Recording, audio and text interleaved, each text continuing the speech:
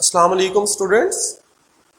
हमने केमिस्ट्री का chapter number 3 start किया हुआ है और चैप्टर नंबर 3 में हमने डाल्टन लॉ को पढ़ना स्टार्ट किया हुआ है। तो डाल्टन लॉ, आज उसी टॉपिक को मजीद आगे मूव करते हैं। डाल्टन लॉ का जो नेक्स्ट हमने पढ़ना होगा वो पढ़ना है calculation of the partial pressure of gas.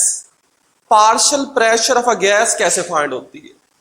अच्छा, इसे पढ़ने से पहले अगर हम प्रीवियस लेक्चर डाल्टन लॉ की बात करें तो उसमें हमने क्या पढ़ा था। उसमें हमने ये कहा था कि अगर किसी सिलेंडर के अंदर एक से ज्यादा मुख्तलिफ तरह की गैसेस हैं, जैसे ज्यादा गैसेस हैं, तो इस सिलेंडर के ऊपर टोटल प्रेशर किसके बराबर होगा।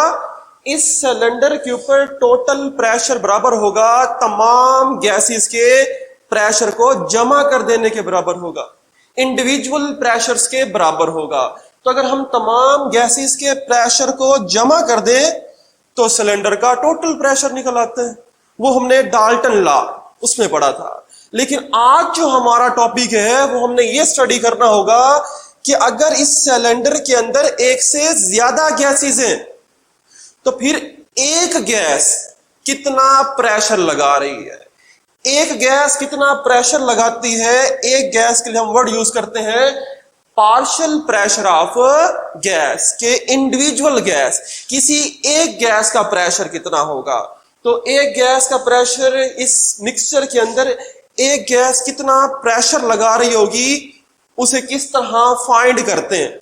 उसे फाइंड करने के लिए हमें मालूम होना चाहिए number of mole of a gas, कि उस गैस के नंबर ऑफ मोल, उस गैस के नंबर ऑफ मॉलिक्यूल्स के बारे में मालूम होना चाहिए। और नंबर ऑफ मोल को रिप्रेजेंट करते हैं एन से।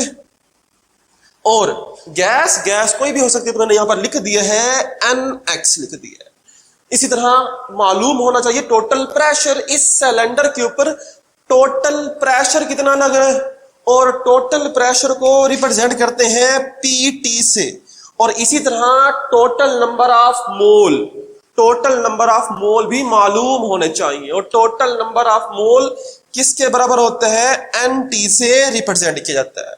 अगर हम इन तीन वैल्यूज का बारे में मालूम हो तो हम किसी भी गैस का पार्शियल प्रेशर बता सकते हैं इन अ मिक्सचर ऑफ गैसेस के अंदर। तो इसे सॉल्व करने के लिए हम एक सिलेंडर एग्जांपल लेते हैं। अब एग्जांपल क्या होगा, इसी सिलेंडर को देखते हैं कि हमारे पास एक सिलेंडर है और उस सिलेंडर के अंदर दो गैसेस का मिक्सचर है।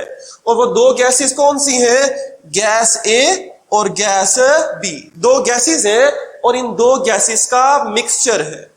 अब ये गैसेस इस सिलेंडर की वॉल्स के ऊपर प्रेशर लगा रही होंगी।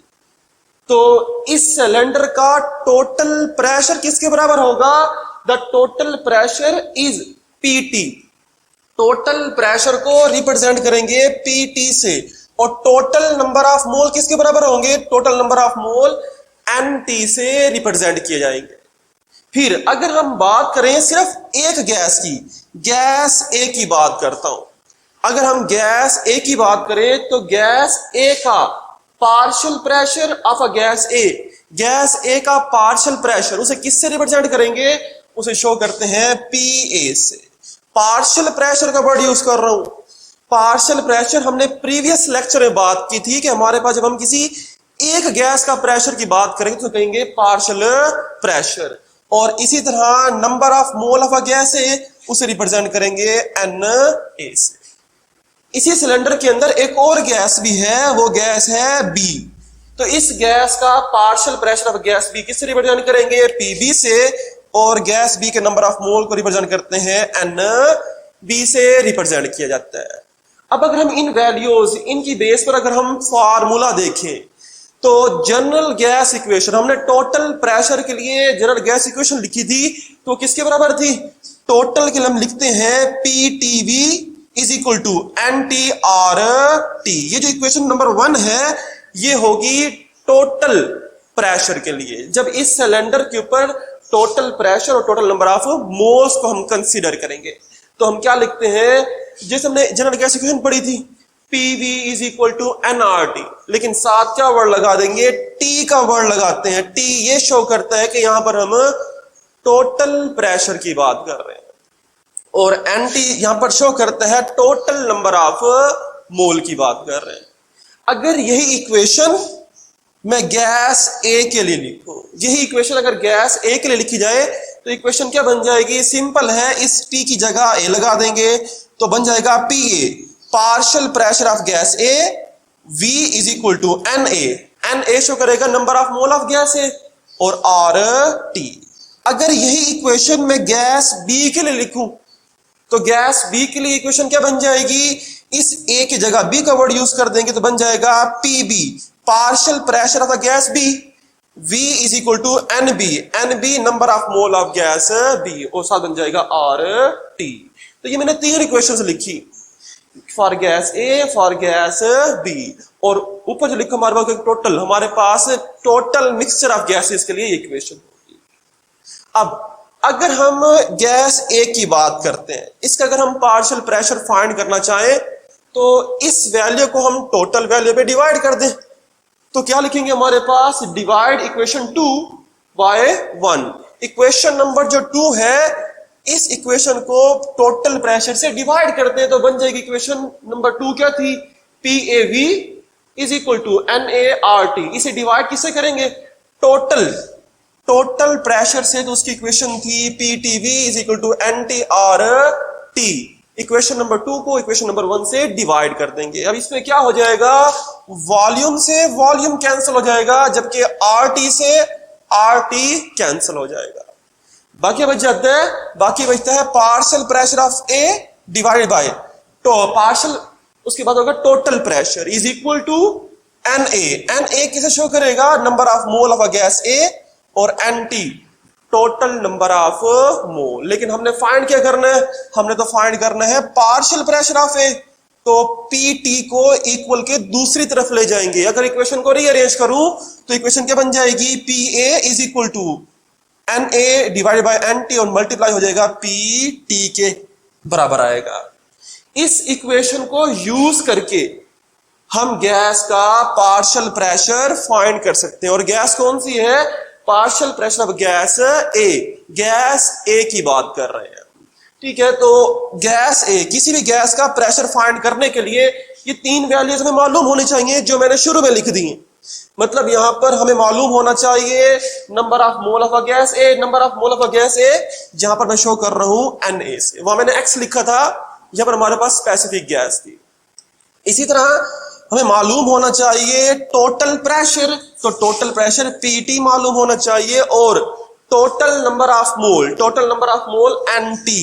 तो अगर हमें तीन वैल्यूज मालूम हो तो हम किसी भी गैस का पार्शियल प्रेशर बता सकते हैं। अब यहां पर जो एन ए है divide by N T is equal to किसके बराबर होता है?